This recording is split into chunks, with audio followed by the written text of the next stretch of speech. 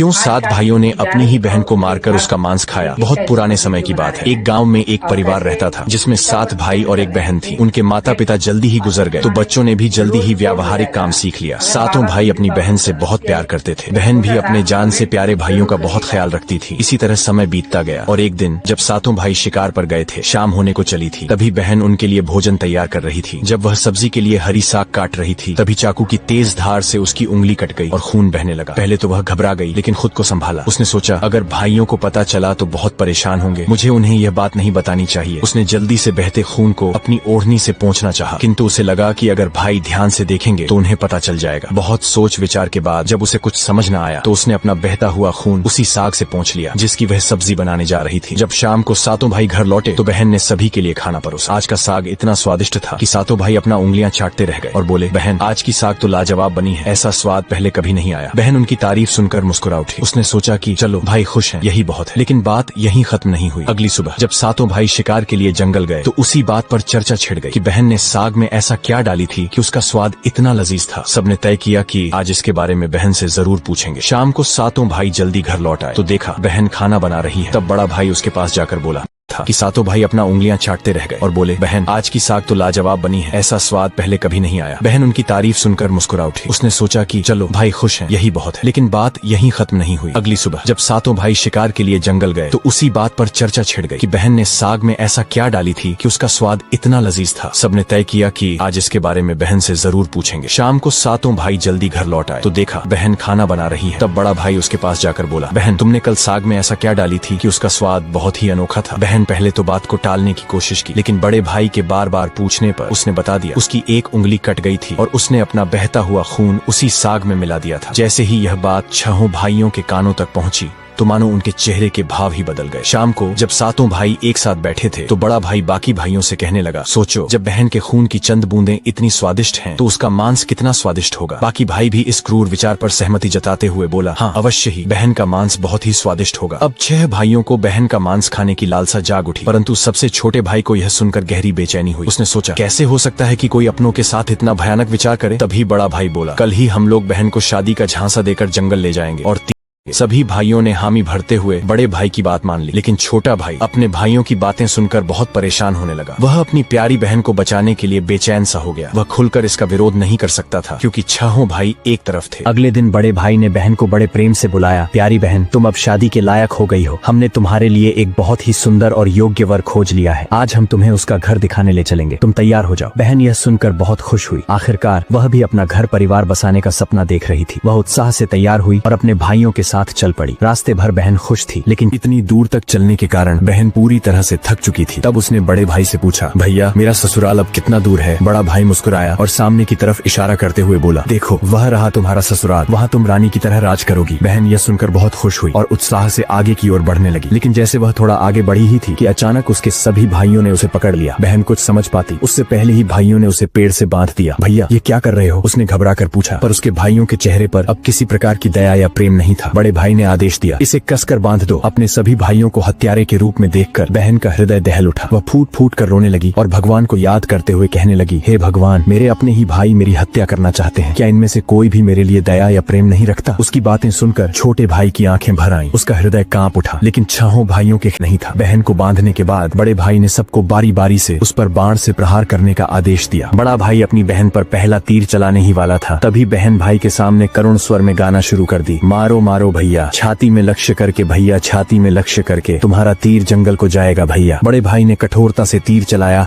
लेकिन निशाना चूक गया। इसके बाद दूसरा भाई तीर चलाने को आगे बढ़ा। बहन ने पुनः वही करुण गीत गाया। दूसरा भाई भी निशाना साधने में असफल रहा। एक एक करके सभी 6 भाइयों ने अपनी बहन को मारने की कोशिश की, परंतु हर बार उनका निशाना चूक जाता। अब सबसे छोटे भाई की बारी थी। सभी भाई उस पर चिल्लाते हुए बोला, पूरी ताकत से तीर चलाना, बहन को एक ही वार में मार डालना। अगर तुम असफल रहे तो हम तुम्हें भी जिंदा नहीं छोड़ेंगे। छोटे भाई के लिए यह स्थिति असहनीय थी। वह अपनी बहन से अत्यधिक स्नेह करता था। बहन ने जब छोटे भाई की जान खतरे में पड़ते देखी तो उसने मन ही मन निर्णय कर लिया, वह अपनी प्राण त्याग देगी, लेकिन अपने सबसे प्रिय भाई को मरने नहीं देगी। उसने मन ही मन ईश्वर से प्रार्थना की, हे भगवान मेरे इस छोटे भाई का तीर मेरी छाती भेदने में सफल हो जाए, ताकि इसे इन पापी भाइयों के हाथों मरना न पड़े। फिर उसने करुण स्वर में वही गीत गाए, मारो मारो भैया छाती में लक्ष्य करके, भैया छाती में लक्ष्य करके, तुम्हारा तीर मेरी छाती को भेद जाए भैया। छोटे भाई की आंखों से अश्रुधारा बहने लगी, पर वह मजबूर था। उसने कांपते हाथों से तीर चलाया। तीर बहन की छाती में गहराई से उतर गया। वह दर्द से कुछ देर छटपटाती रही और फिर उसकी आंखें हमेशा के लिए बंद हो गईं। 6 भाइयों ने अपनी कुटिल योजना को सफल होते देखा तो उनके चेहरे पर क्रूर मुस्कान आ गई। अब 6 भाइयों ने मिलकर बहन के शव को टुकड़ों में काट डाला। बड़े भाई ने छोटे भाई को जंगल से लकड़ी और पानी लाने को कहा। छोटा भाई भीतर ही भीतर बहुत ही ज्यादा चिंतित था। उसकी आंखों के सामने उसकी प्रिय बहन की शव को टुकड़ों में काट उसके मांस को पकाया जा रहा था, लेकिन वह असहाय था। जब वह जंगल गया तो पानी और लकड़ियों के साथ कुछ मछलियां और केकड़े भी ले आया। उसने मन ही मन सोचा, मैं अपनी बहन का मांस नहीं खा सकता, लेकिन अगर मैंने विरोध किया तो ये निर्दयी भाई मुझे भी मार डालेंगे। जल्द ही चावल और मांस तैयार हो गया और भोजन परोसा गया। सभी भाई मांस खाने के लिए उत्सुक थे। छोटे भाई ने चुपके से अपने खाने की जगह एक गड्ढा खोद रखा था। जैसे ही उसकी थाली में बहन का मांस परोसा गया, उसने बिना किसी को दिखाए मांस को गड्ढे में डाल दिया और मछली केकड़ा खाने लगा। बाकी के सभी भाई अपनी बहन की हड्डियां चबा रहे थे। जब सभी का पेट भर गया तो बड़े भाई ने छोटे भाई से कहा, अब यह जूठन साफ करो। छोटे भाई ने बहन की हड्डियां व बाकी अंगों को इकट्ठे किया और चुपके से उसी गड्ढे में डालकर मिट्टी से ढक दिया। समय बीतता गया। उस जगह से एक बांस का पौधा उग आया और धीरे धीरे वहाँ बांसों का समूह बन गया। फिर एक दिन एक संत वहाँ से गुजर रहे थे, तभी उनकी नजर बांस के समूह पर पड़ी, जो कि बहुत बड़ी और घनी थी और ये बाकी बांसों से थोड़ा अलग था। तो संत ने सोचा, क्यों न बांस से एक वाद्य यंत्र बनाया जाए जिससे मैं गाँव में घर घर बजाकर भिक्षा मांग सकूं। तो उन्होंने एक बांस काट लिया और उसे अपने साथ ले गए। संत ने उस बांस से सारंगी नामक एक वाद्य यंत्र बनाया। वे उसे बजा बजा कर दिन भर लोगों के घर जाकर भिक्षा मांगते और बदले में खूब सारा उपदेश देते थे। एक दिन संत भिक्षा मांगते हुए उसी गांव में जा पहुंचे जहां वे 7 भाई रहते थे और अब तक 6 भाइयों का विवाह हो चुका था, लेकिन 7वां भाई अब भी अकेला था। वह अपनी बहन के दर्द को भूला नहीं था और इसीलिए उसने विवाह भी नहीं किया। जब संत बड़े भाई के घर पहुंचे, जैसे ही उन्होंने आंगन में कदम रखा, उनके सारंगी ने खुद ही गाना शुरू कर दिया, नहीं बजोरे सारंगी, यही है दुश्मन सबसे बड़ा। बड़े भाई के घर नहीं बजोरे सारंगी, दया प्रेम सब छोड़कर रिश्ते में यही दाग लगाया। ये सुनते ही बड़े भाई के पसीने छूटने लगे। वह आवाज सुनकर तुरंत भाप गया कि ये तो मेरी बहन की आवाज है, जिसे हम 7 भाइयों ने बहुत साल पहले मारकर खा गए थे। वह सोच सोच कर परेशान हो रहा था कि कहीं अगर गांव वाले को सच्चाई का पता चला तो क्या होगा। उसने तुरंत अपनी पत्नी से कहा, जल्दी से योगी को भिक्षा देकर विदा करो। योगी बिना कोई प्रश्न किए भिक्षा लेकर वहाँ से आगे बढ़ गया। इसके बाद योगी बारी बारी से 6 भाइयों के घर पहुँचे। हर बार जैसे ही वे किसी भाई के आंगन में कदम रखते, सारंगी फिर वही करुण गीत गाने लगता, नहीं बजोरे सारंगी, यही है दुश्मन सबसे बड़ा, इन पापी भाइयों के घर नहीं बजोरे सारंगी। सभी भाई बहुत परेशान होने लगे, इसलिए एक के बाद एक सभी भाइयों ने अपनी पत्नी से कहा। योगी ने उसके द्वार पर कदम रखा। सारंगी ने अपनी धुन बदल ली और एक नई मधुर संगीत बजने लगी, बजोरे बजो सारंगी, मेरे सबसे छोटे भाई के घर, मन की बात मन में छुपाकर युग युग से रख रहा है, बजोरे बजो सारंगी, यही है मेरे सबसे प्यारे भाई का घर। ये सुनकर छोटा भाई चौंक गया और सोचने लगा, ये तो मेरी बहन की आवाज जैसी प्रतीत हो रही है। फिर मन ही मन सोचा, नहीं नहीं ये मेरा भ्रम है। लेकिन संगीत को बार बार दोहराने के बाद वह अजीब सा महसूस करने लगा। उसने तुरंत योगी को सम्मान पूर्वक अपने घर में बैठने के लिए कहा। छोटे भाई ने योगी का खूब सम्मान और जलपान से स्वागत किया। फिर उसने उनसे सारंगी की कहानी पूछी। योगी ने उसे बताया कि यह वाद्य यंत्र एक विशेष बांस से बना है, जो एक अज्ञात जगह पर जंगलों के बीच से उगे बांस के समूह से लिया गया था। ये सारंगी से उत्पन्न संगीत और योगी की बात सुनकर छोटा भाई सोच में पड़ गया और मन ही मन विचार करने लगा कि हो सकता है इस सारंगी से मेरा कोई गहरा संबंध हो। फिर छोटे भाई ने योगी से विनती की, कृपया यह सारंगी मुझे दे दीजिए, मैं इसे हमेशा अपने पास रखूंगा। योगी, कृपया यह सारंगी मुझे दे दीजिए, मैं इसे हमेशा अपने पास रखूंगा। योगी ने सहानुभूति से उसकी ओर देखा और बिना कोई सवाल किए वह सारंगी छोटे भाई को सौंप दिया और वहाँ से चला गया। योगी के जाने के बाद छोटे भाई ने सारंगी को एक पवित्र स्थान पर रख दिया। उसने उसे धूप दीप जलाकर सम्मान दिया जैसे वह कोई पूजनीय वस्तु हो। लेकिन कुछ ही दिनों में उसने अपने घर में एक अजीब सा बदलाव महसूस किया। हर दिन जब वह काम से लौटता तो देखता कि घर के सारे काम हो चुके हैं,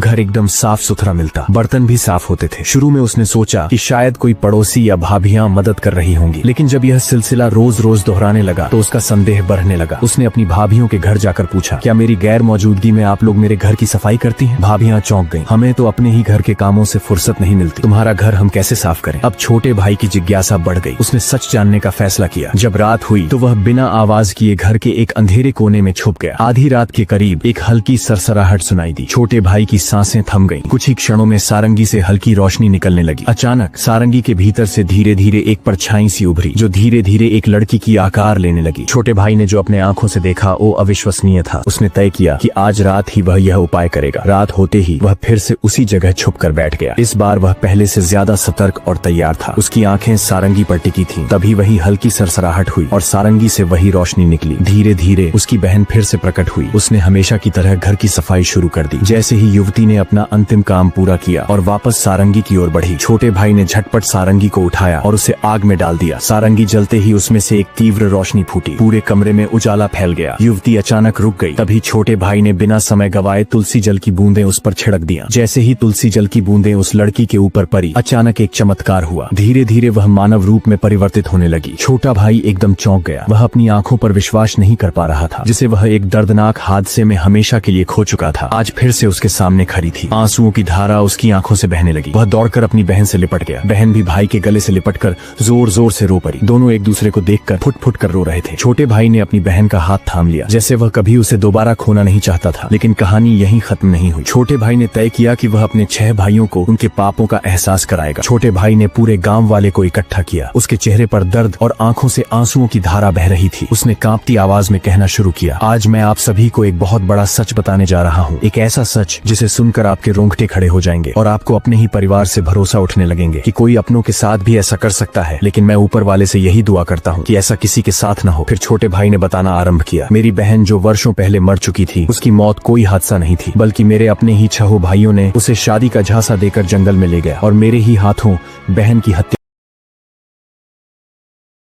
लेकिन जब वह दिए की रोशनी में आई तो छोटे भाई का दिल जोर से धड़क उठा। वह युवती बिल्कुल उसकी मृत बहन जैसी दिख रही थी। वह चुपचाप घर की सफाई करने लगी। उसने एक एक सामान को उसके सही स्थान से लगाया, बर्तनों को धोया और फिर घर की सफाई करने लगी। उसकी हर हरकत में अपनापन था, जैसे वह किसी अपने के घर को सहेज रही हो। युवती ने धीरे धीरे अपने काम खत्म किए और फिर जैसे आई थी वैसे ही सारंगी में समाने लगी। छोटे भाई हिल भी नहीं पा रहा था। जब वह पूरी तरह सारंगी में समा गई तब जाकर उसने राहत की सांस ली। अगले दिन उसने यह रहस्य अपनी बड़ी भाभी को बताया। बड़ी भाभी कुछ देर चुप रही, फिर गंभीर स्वर में बोली, अगर यह सच है तो मैं तुम्हें एक उपाय बताती हूँ। तुम ध्यान से सुनो। जब वह सारंगी से बाहर आए तब तुम तुरंत उस सारंगी को आग में डाल देना और उस पर गंगा जल छिड़क देना। इससे वह आत्मा अपने पुराने शरीर के बंधन से मुक्त हो जाएगी। लेकिन याद रखना, अगर तुम यह करने में जरा भी देर करोगे तो शायद वह हमेशा के लिए गायब हो जाएगी। छोटे भाई ने भाभी की बात को गंभीरता से लिया। उसने तय किया कि आज रात ही वह यह उपाय करेगा। रात होते ही वह फिर से उसी जगह छुप कर बैठ गया। इस बार वह पहले से ज्यादा सतर्क और तैयार। एक ऐसा सच जिसे सुनकर आपके रोंगटे खड़े हो जाएंगे और आपको अपने ही परिवार से भरोसा उठने लगेंगे कि कोई अपनों के साथ भी ऐसा कर सकता है। लेकिन मैं ऊपर वाले से यही दुआ करता हूँ कि ऐसा किसी के साथ न हो। फिर छोटे भाई ने बताना आरंभ किया, मेरी बहन जो वर्षों पहले मर चुकी थी, उसकी मौत कोई हादसा नहीं थी, बल्कि मेरे अपने ही 6 भाइयों ने उसे शादी का झांसा देकर जंगल में ले गया और मेरे ही हाथों